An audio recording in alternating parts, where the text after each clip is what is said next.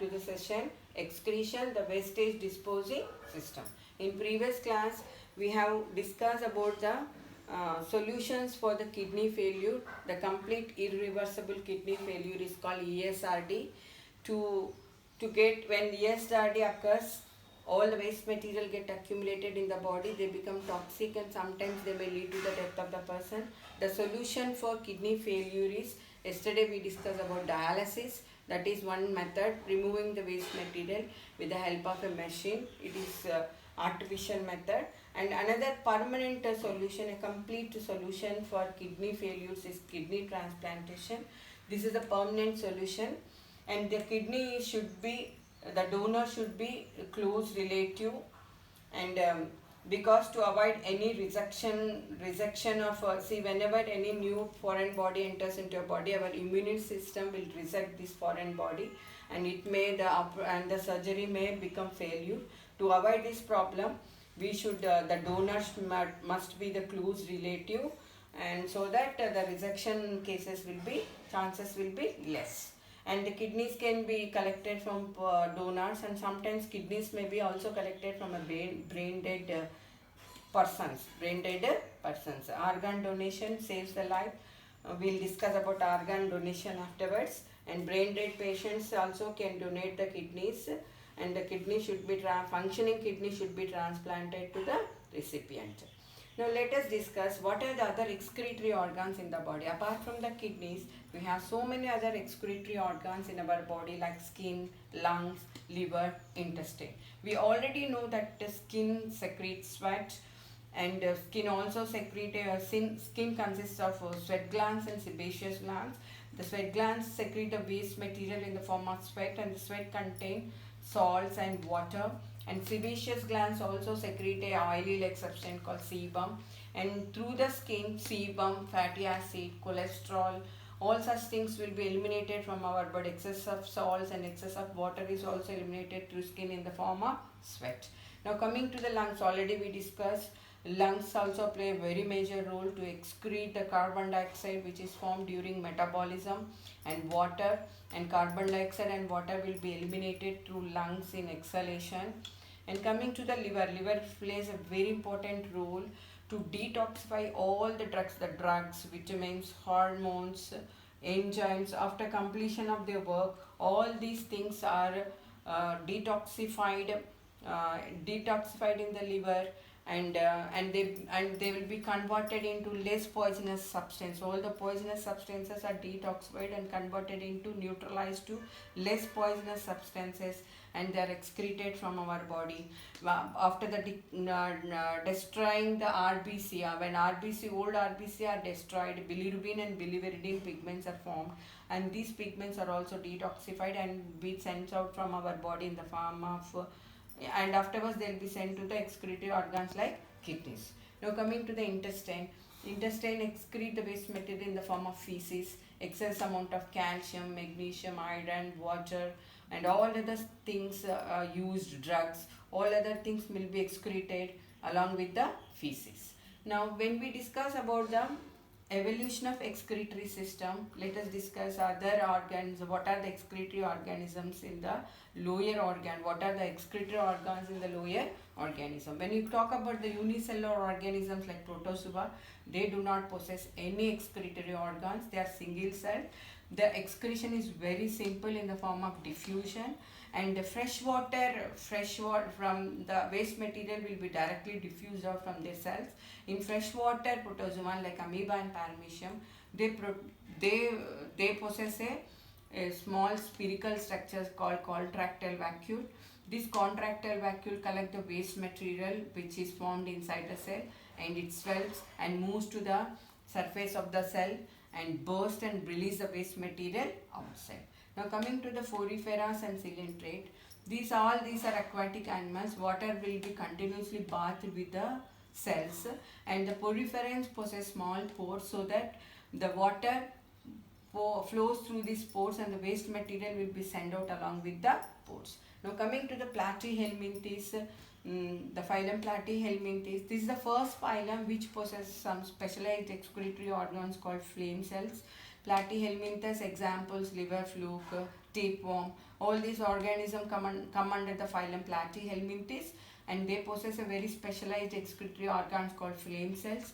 Now coming to the annelidans, earthworms, all these are examples for annelida, leeches, earthworms. They possess some special excretory organs called nephridia. Coming to the arthropoda, all the insects, they possess a special excretory organs called green glands and malfichium tubules. Molluscans, example snails, they possess a special structures called metanephridia. Echinodermata, water vascular system is present. Coming to the reptiles, apes and mammals, they possess kidneys and excretory organs. I am going to post the images of all these excretory organs like nephridia, flame cell, green glands. Please watch them immediately after this video. Now coming to the excretion in plants. Plants do not possess any excretory organs like us, like animals. But some excretory products are produced in the plants, especially carbon dioxide and oxygen are the excretory products produced in photosynthesis and respiration. This carbon dioxide, oxygen is sent out through stomata or through the lenticels present on the stem. In the older stems, they respire through the specialized pores called lenticels. Similarly, carbon dioxide is also sent through stomata as well as lenticels. Some of the plants store their waste materials in the various parts of the plant like roots, bark, fruits, leaves, seeds. When these fruits and leaves and seeds they are ripened, when they become old, they fall off from the trees. In this way, they get rid of the waste materials. Some of the plants store their waste material into very specialized structures called raphites. Example, yam plant will store the yam fruits will store the specialized waste materials in the form of raphites. That's why these raphites are bitter to taste and we get some irritation if you eat such kind of material. Now, the plants also use these waste materials in their defense mechanism. Plants store the waste materials in the various parts of the body like leaves, fruits and all. And these fruits and leaves are bitter to taste so that they can be protected from the grass eating or grazing animals. They are protected from grazing animals. Some of the waste materials plants are produced to attract the insects for the pollination, and some of the waste materials are used even for nutrition. The best example is symbiosis. In the root nodules of leguminous plants, there is certain bacteria. The root nodules will secrete some chemicals to attract the bacteria present in the environment. And symbiosis takes place. The bacteria will provide nitrogen to the root nodules and root nodules will provide shelter and food material to the bacteria.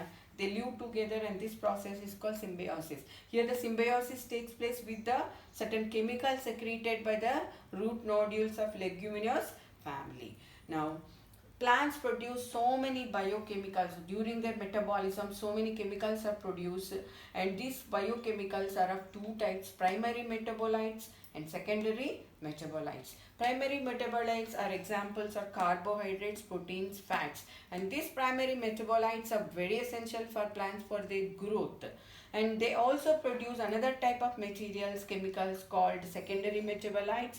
These secondary metabolites will not help for the growth of the plant. They will not help for the growth of the plant. And these secondary metabolites are of different types. Example, alkaloids, tannins, resins, gums, latex. All these are stored in the various parts of the body. These secondary metabolites are highly commercial and economical use, and these secondary metabolites are used in various purposes. They are very commercially useful.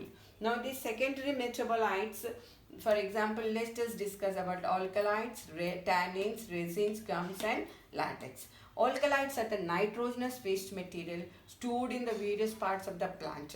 The alkaloid quinine is used for treating malaria. The alkaloid nicotine is used as a painkiller.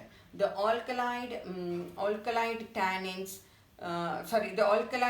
morphine and cocaine are also used as a sedatives, and alkaline reserpine is used for treating the snake bite.